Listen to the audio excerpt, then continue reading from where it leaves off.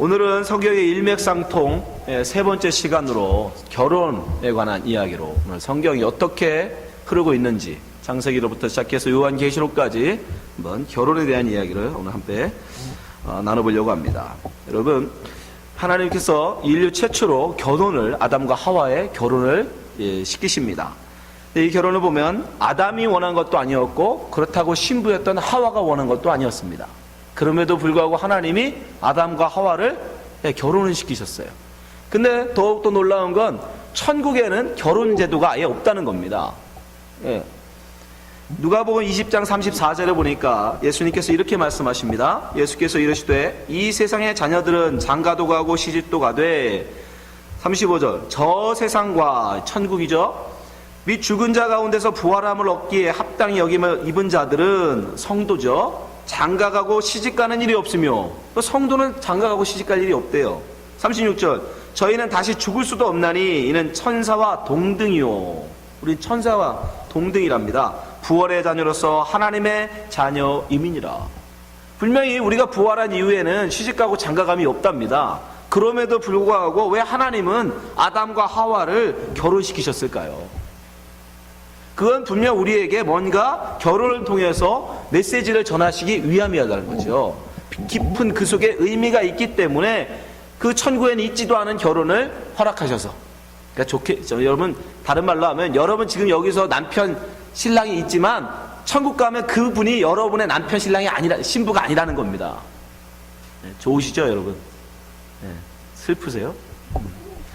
그런 거예요. 근데 왜 이 땅에서 우리로 하여금 결혼이라는 걸 해서 살게 하시냐 말이죠. 그건 결혼에 깊은 의미가 있기 때문입니다. 자, 하나님께서 왜 아담을 결혼시키신다고 말씀하시죠? 17절 한번 18절에 보니까 그가 홀로 있는 것이 독처하는 것, 한자로 독처라고 했는데 쉽게 말하면 혼자 사는 게 좋지 못하다라고 말씀하세요. 그래서 주님께서 그를 위해 돕는 배필을 만드신다라고 말씀하시잖아요. 그러면 혼자 있는 독처함이 왜 좋지 못하냐 말이죠. 하나님께서는 지금 1장부터 쭉 이 성경 말씀에서 이제까지 한 번도 좋지 않다라는 말 쓰신 적이 없어요. 항상 좋다 좋다, 보시기에 좋았더라, 보시기에 좋았더라, 계속 보시기에 좋았던 그 세상이 하나님의 천지창조가 갑자기 좋지 않은 한 사람이 등장해요. 그게 누구냐면 아담의 독처함이에요. 아담의 독처함. 근데 아담의 독처함이 무엇이길래 하나님이 그걸 좋지 못하다고 하셨을까? 그건 17절에 힌트하고 있습니다. 17절 한번 말씀 보세요. 선악을 알게 하는 나무의 실과는 먹지 말라. 내가 먹는 날에는 정령 죽으리라 하시니라. 그러니까 17절에 선악과를 먹지 말라는 하나님의 말씀을 네가 거역하고 먹으면 너는 뭐한다? 너는 독처하는 자가 된다는 거예요. 하나님과 단절되는, 사람은 원래 하나님과 교통하도록 지어졌죠. 영적 교통, 서로 교통하는 존재로 지어졌는데 선악과를 따먹으로 말미암아 인간이 하나님과 단절돼 버리는 거예요. 그걸 하나님이 뭐라고 그래요? 독처하는 것이라고 얘기한 거예요. 그러니까 결혼 안 하고 시집 안 가고 장가 안 가고 혼자 사는 거, 그거 하나님이 싫어하신다 뜻이 아니라 하나님과의 단절됨, 하나님과 영적 소통이 단절된 그거를 하나님 뭐라고 하냐면 독처하는 것이라 말씀하시고, 그걸 보기에 좋지 않으시다라고 말씀하신다. 로토브, 좋지 않으시다. 그래서 그걸 어떻게 하신다고요? 결혼이라는 걸 통해서 다시 그 좋지 않음을 회복시키시겠다는 거예요. 다시 좋음으로 바꾸시겠다라는 거예요. 그래서 결혼이 필요하다는 거예요. 그럼 어떻게 그 신부를, 그 좋지 못했던 아담을, 홀로 독처하는 아담을, 그 신부를 만들어서 좋음으로 바꾸시느냐? 그 속에는 아주 깊은 의미가 있어요. 왜냐하면 그냥 하나님이 아담을 만드시 여자 하와를 흙으로 만들지 않으신다는 겁니다. 아주 특별한 방법으로 만드세요. 한번 보세요. 21절, 22절 보세요. 여자를 만드시는데 아주 특별한 방법이 나옵니다. 21절, 22절. 여호와 하나님이 아담을 깊이 잠들게 하시니 잠들매 그가 그 갈빗대 하나를 취하고 살로 대신 채우시고, 여호와 하나님이 아담에게서 취하신 그 갈빗대로 여자를 만드시고 그를 아담에게로 이끌어 오시니. 하나님이요, 아담은 뭘로 만드셨죠? 흙으로 만드셨어요. 동물들은요, 그 18절부터 20절 사이에 보면 동물들 이야기가 막 나오는데 동물들 역시 다 흙으로 만든 겁니다. 그런데 유독 여자만 흙으로 만들지 않으셨어요. 뭘로 만드셨어요? 아담의 갈비뼈로 만들었어요. 네. 특별하게 만들어요. 왜 하나님이 이렇게 특별하게 만드셨을까? 바로 그 속에 복음을 심기 위해서.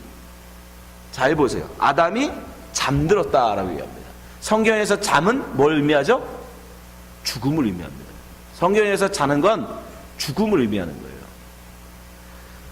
또한 그 아담의 갈비뼈를 취하기 위해서는 어떻게 돼요? 아담의 옆구리를 찢어야죠. 그리고 그 내장을 파헤치고 그 갈비뼈를 빼내야 됩니다. 근데 이 땅에 당신의 신부를 위해서, 당신의 신부를 얻기 위해서 이 땅에 오셔서 죽으시고 그 옆구리가 뚫린 분이 있죠. 그게 누구예요? 예수님. 예수님이 당신의 신부인 교회를 세우기 위해서 어떻게 해요? 십자가에 죽으시고 그 옆구리가 창에 뚫리시고 그 뚫린 창자국에서 뭐가? 물과 피가 쏟아지죠. 여러분 여자들이 아기를 낳을 때 뭘 쏟아요? 물과 피를 쏟죠. 예, 생명의 잉태에는 반드시 뭐가 있다? 물과 피 쏟음이 있단 말이에요. 예수 그리스도가 창에서 물과 피를 쏟았다는 의미는 바로 한 생명을 탄생시키셨다는 얘기예요. 그게 누구예요? 교회예요. 성도 여러분. 성도 여러분, 바로 교회를 예수가 지금 뭘로? 예수 그리스도의 신부로 탄생시킨 거예요. 낳으신 거예요. 만드신 거예요. 바로 그거를 아담을 통해서 지금 하나님이 그대로 보여주고 계신 거예요. 아담의 신부, 하나님과 단절돼 버린. 그래서 예수님도 십자가에서 어떻게 하죠? 엘리 엘리 라마 사막다니, 하나님 나를 어찌하여 버리시나이까. 하나님과의 단절, 하나님과의 완전한 단절을 경험하신단 말이에요. 거기서 당신은 죄를 하나도 짓지 않았으면, 당신은 선악과를 따먹지 않았음에도 불구하고 선악과를 따먹고 하나님과 단절돼 버린 아담을 대신하여 그분이 하나님과 단절을 경험합니다. 죽음을 경험해요. 그리고 그 옆구리가 뚫려 신부를 탄생시켜요. 바로 하나님께서는 지금 이렇게 아담을 통해서 여자를 만드는 이 아담의 신부인 여자를 만드는 모습을 통해서 우리로 하여금 뭘? 복음을 설명하고 계십니다. 어떻게 예수 그리스도의 신부가 이 땅 가운데 태어날 건지를 미리 그림으로 보여주고 계신 거예요. 그래서 그 특별하게 여자를 만들고 계신 겁니다. 또한 여자는 교회의 신부인, 이 예수님의 신부인 교회는 어디에서 흙으로 다른 걸로 만들지 아니하고 무엇으로? 예수의 몸의 일부로 만드시겠다는, 또 굉장한 의미가 있어요, 여러분. 네? 본질적으로 뭐예요? 그러면 같은 거예요.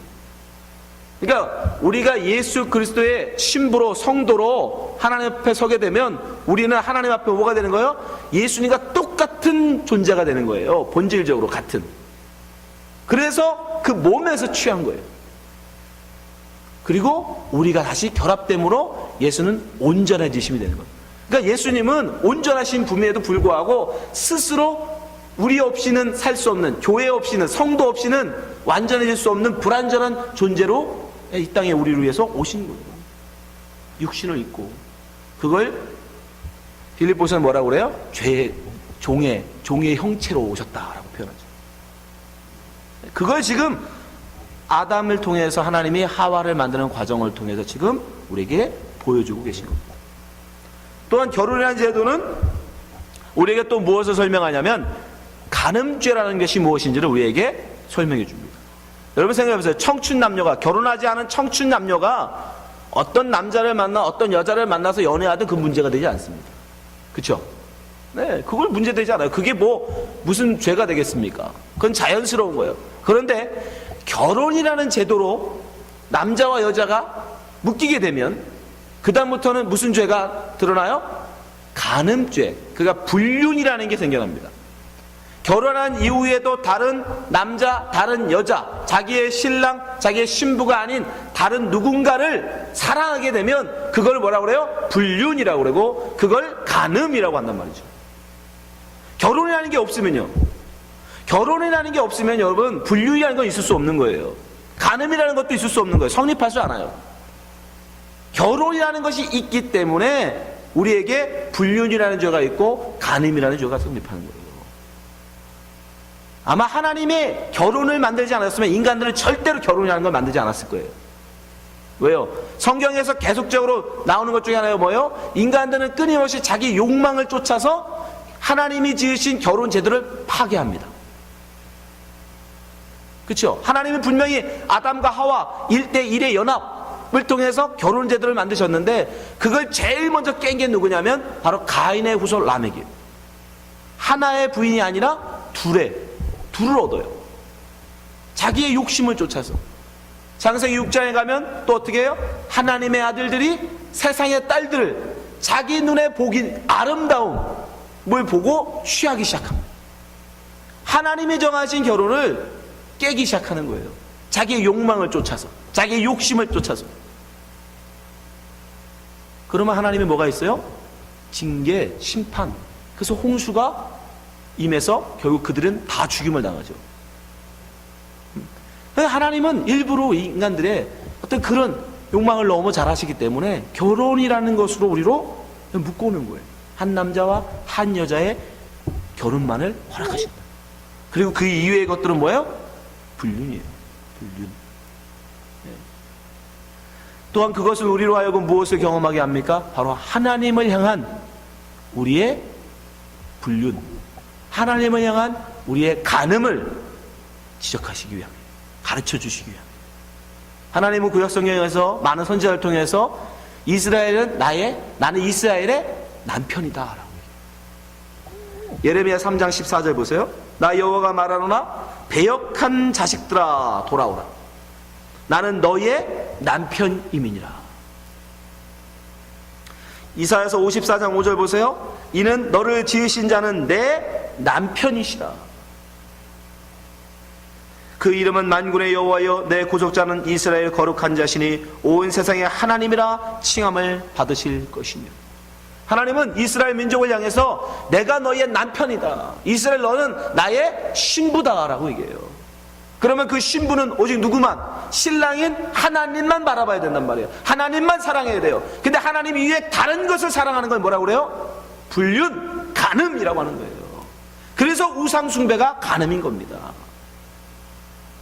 우리의 신랑 대신 예수 그리스도를 사랑하지 아니하고 여러분의 세상의 다른 것들을 바라보는 것을 우상숭배라고 그러는 거예요. 그걸 간음이라고 하는 거예요.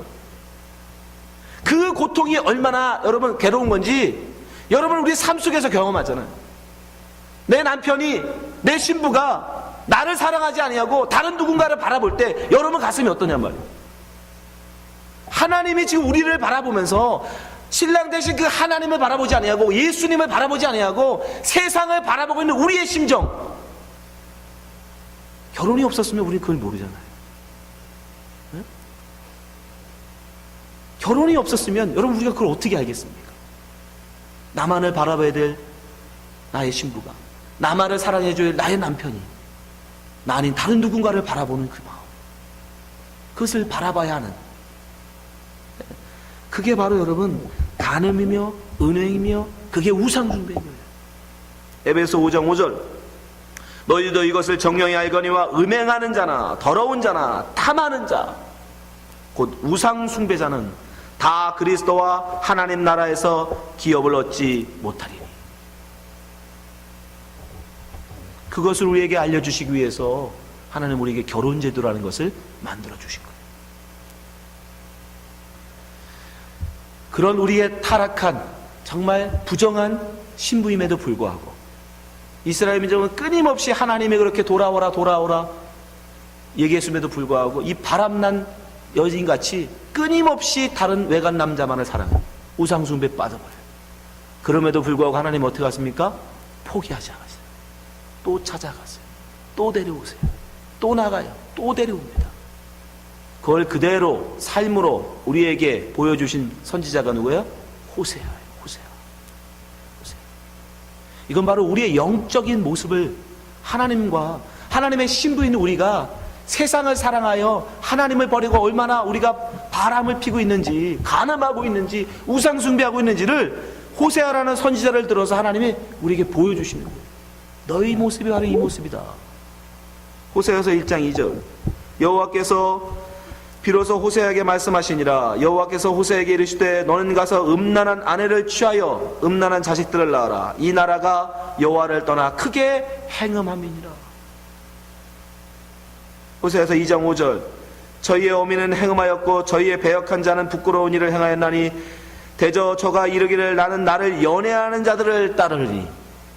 내가 사랑해야 될 신랑이 아니라 내가 원하는 나의 욕망을 쫓아서 내가 사랑하고 싶은 사람을 쫓아가겠다는 거예요. 왜요? 저희가 내 떡과 내 물과 내 양털과 내 삶과 내 기름과 내 술을 내게 준다 하였느니라. 세상이 우리에게 주는 쾌락과 유익과 즐거움과 인기와 그것을 위해서 세상을 사랑하는 우리처럼 고멜이 지금 어떻게 한다는 거예요? 세상을, 다른 남자를 사랑한다는 거예요. 그 하나님 어떻게 합니까? 2장 6절 그러므로 내가 가시로 그 길을 막으며 담을 쌓아 저로 그 길을 찾지 못하게 하리니. 하나님은 그렇게 찾아다니면서 세상을 사랑하지 못하도록 우리에게 때때로 가시를, 환난과 시험을 우리에게 주신다는 거예요. 그럼에도 불구하고 그들은 어떻게 해요? 그럼에도 불구하고 그들은 고멜은 다른 사람을 쫓아가죠. 그러다가 결국 어떻게 됩니까? 나중에는 그들이 이용해 먹다 이용 가치가 없으니까 노예 시장에다 팔아버려요. 고멜을. 그 노예 시장에 팔려 나와 있는 그 안에 고멜을 호세아가 어떻게 해요? 돈 주고 사옵니다. 호세아서 3장 1절 여호와께서 내게 이르시되 이스라엘 자손이 다 다른 신을 섬기고 건포도 떡을 즐길지라도 여호와가 저희를 사랑하나니 너는 또 가서 타인에게 연애를 받아 음부된 그 여인을 사랑하라 하시기로. 내가 은 15개와 보리 한 호멜 반으로 나를 위하여 절을 사고 저에게 이르기를 너는 많은 날 동안 나와 함께 지내고 행음하지 말며 다른 남자를 쫓지 말라. 나도 내게 그리하리라 하였노라. 단물 다 빨아먹고 이제 이용 가치가 없으니까 세상은 그녀를 버리더라는 거예요. 그 노예를 팔아버리더라는 거예요. 그럼에도 불구하고 어떻게 해요? 호세아는 그를 가서 돈을 주고 사옵니다. 근데 돈으로 그의 몸값을 지불하는 돈이 얼마예요? 은 15개와 보리 한 호멜 반. 은 30이에요. 은 30. 예수님이 우리를 위해서 몸값을 지불하시는데 그 지불한 값이 얼마입니까? 은 30이에요. 마태복음 26장 15절 보세요. 내가 예수를 너희에게 넘겨주리니 얼마를 주려느냐 하니 그들이 은 30을 달아주거늘.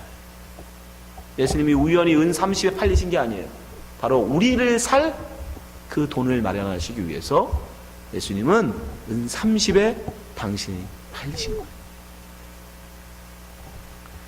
그렇게 우리는 끊임없이 세상을, 하나님을 사랑하지 아니하고 세상을 사랑했지만 하나님은 끊임없이 우리를 찾아오셔서 다시 돈을 주고 사서라도 당신의 몸값을 지불하고 우리를 다시 당신의 신부로 삼아주신다는 겁니다. 그래서 바울사도는 뭐라고 얘기합니까? 고린도전서 6장 18절 음행을 피하라. 사람이 범하는 죄마다 몸 밖에 있거니와 음행하는 자는 자기 몸에 죄를 범하느니라. 너희 몸은 너희가 하나님께로 받은 바 너희 가운데 계신 성령의 전인 줄을 알지 못하느냐. 너희는 너희 것이 아니라 20절 값으로 산 것이 되었으니 그런즉 너희 몸으로 하나님께 영광을 돌리라. 우리는 여러분 이제 예수님께 팔린 자들이에요. 예수님이 당신의 몸값 은 30으로 우리를 사셨다.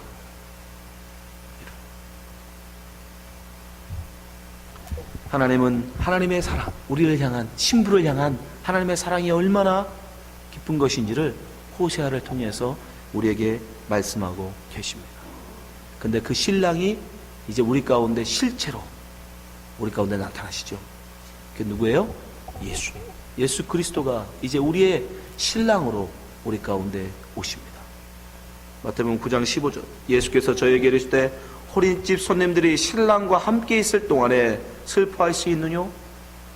그러나 신랑을 빼앗길 날이 이르니 그때는 금식할 것이니라. 예수님의 자신을 일컬어 뭐라고 그래요? 신랑이라고 얘기해요. 바로 예수님은 이 세상에 신부를 살아온 신랑인 거예요. 이 세상에 팔려서 노예 시장에 팔려 지금 새 주인을 기다리고 있는 고멜처럼 세상에 팔려 있는 우리를 살아오신, 은삼십으로 살아오신 신랑이신 거예요.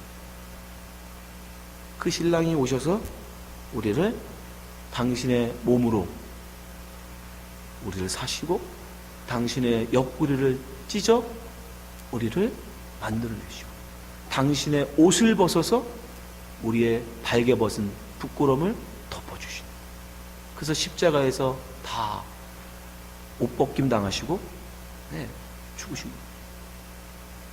그렇게 예수님이 우리의 신부를 세우셔서 어떻게 하세요?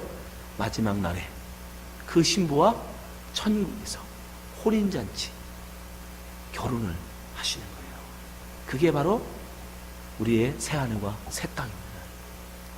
그렇게 준비한 신부와 예수님이 하늘에서 본래 결혼식하는 것, 그걸 새하늘과 새 땅이라고 말해요. 요한계시록 21장 1절, 또 내가 새하늘과 새 땅을 보니 처음 하늘과 처음 땅이 없어졌고 바다도 다시 있지 않더라. 2절, 또 내가 보매 거룩한 성 새 예루살렘이 하나님께로부터 하늘에서 내려오니 그 예비한 것이 신부가 남편을 위하여 단장한 것 같더라. 근데 그 신부가 어떻게 단장하고 있어요? 요한계시록 19장 7절, 우리가 즐거워하고 크게 기뻐하여 그에게 영광을 돌리세. 어린 양의 혼인기약이 이르렀고 그 아내가 예비하였으니. 8절, 그에게 허락하사 빛나고 깨끗한 세마포를 입게 하셨은즉 이 세마포는 성도들의 옳은 행실이로다 하니라. 예수님께서 십자가에서 벗어주신 그 옷, 그 세마포를 우리가 입는 거예요. 여러분 오해하지 마세요. 여기서 성도들의 옳은 행실이 여러분의 착하게 삶이 여러분의 입은 세마포를 깨끗하게 씻을 수 있다고 생각하지 마십시오. 그런 뜻이 아니에요. 성도가, 하나님의 백성된 신부된 성도가 하나님 앞에 할 수 있는 옳은 일, 하나님 보시기에 좋은 일은 딱 한 가지밖에 없습니다, 여러분. 그 뭐예요? 신부에게 신랑이 기대하는 거 딱 한 가지, 뭐예요? 신랑을 사랑하는 거예요. 신랑을 사랑하는 거. 그거밖에 기대 안 해요, 여러분. 헌금 많이 하고 교회 봉사 열심히 하고, 네? 속으로는 죽이고 싶은데도 미소 지으면서 사랑합니다, 사랑합니다는 그런 행실이 아닙니다, 여러분. 그런 옳은 행실이 아니라 우리의 신랑을 사랑하는 거. 다른 말로 하나님이 보내신 예수 그리스도를 나의 신랑으로 믿고 그분을 사랑하는 그것만을 하나님은 우리의 옳은 행실로 보신다고요. 그렇게 예수를 믿는 자에게 뭐 한다고요? 예수님의 그 옷을 입혀주신다고요. 깨끗하고 거룩한 세마포옷을 입혀주시는 거예요. 당신의 신부로 여겨주시는 거예요. 여러분, 하와가 나 아담한테 시집갈래요 하나님한테 졸라서 시집간 게 아닙니다. 하와는 딱 만들어졌더니 뭘로? 아담의 신부로 만들어져 있어요. 그 아담의 신부가 됐어요. 자기가 노력해서 된 게 아닙니다, 여러분. 얼굴이 너무 예뻐서, 특별히 많은 여자들 중에 하와가 특별히 예뻐서 아담의 부인으로 택한 게 아니에요. 똑똑해서 하와를 아담의 부인으로 택한 게 아닙니다. 너무 마음이 착해서 하와를 아담의 부인으로 택한 게 아니에요. 하와는 아담의 부인으로 하나님이 만드신 거예요. 여러분도 마찬가지예요. 우리의 구원도 마찬가지입니다, 여러분. 여러분들이 이 땅에서 말하는 착한 일, 옳은 일, 그거 잘한다고 하나님이 우리를 하나님 백성 삼아주시느냐, 신부 삼아주시느냐? 그렇지 않습니다. 하나님이 택한, 창세전에 택한 자로 하나님이 거룩한 신부로 만들어 가신 거예요. 그래서 지금 하나님은 말씀 속에서 우리에게 보여주고 계신 겁니다. 성경은 이렇게 결혼으로 시작해서 결혼 이야기로 끝납니다.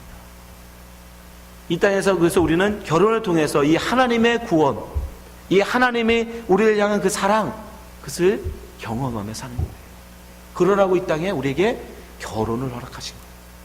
그래서 바울이 이렇게 설명합니다. 에베소 5장 22절, 아내들이여 자기 남편에 복종하기를 죽게 하듯 하라. 이는 남편이 아내의 머리됨이 그리스도께서 교회의 머리됨과 같음이니라.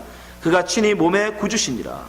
그러나 교회가 그리스도에게 하듯 아내들도 범사에 그 남편에게 복종할지니라. 남편들아 아내 사랑하기를 그리스도께서 교회를 사랑하시고 위하여 자신을 주신같이 하라. 이는 곧 물로 씻어 말씀으로 깨끗하게 하사 거룩하게 하시고 자기 앞에 영광스러운 교회로 세우사 티나 주름 덮인 것이나 이런 것들이 없이 거룩하고 흠이 없게 하려 하심이니라. 이와 같이 남편들도 자기 아내 사랑하기를 제 몸같이 할지니 자기 아내를 사랑하는 자는 자기를 사랑하는 것이니라. 누구든지 어디든지 제 육체를 미워하지 않고 오직 양육하여 보호하기를 그리스도께서 교회를 보양함과 같이 하나니 우리는 그 몸의 지체임이니라. 이러므로 사람이 부모를 떠나 그 아내와 합하여 그 둘이 한 육체가 될지니. 창세기에 있는 말씀이죠. 32절 이 비밀이 크도다. 내가 그리스도와 교회에 대하여 말하노라. 33절 그러나 너희도 각각 자기 아내 사랑하기를 자기같이 하고 아내도 그 남편을 경외하라.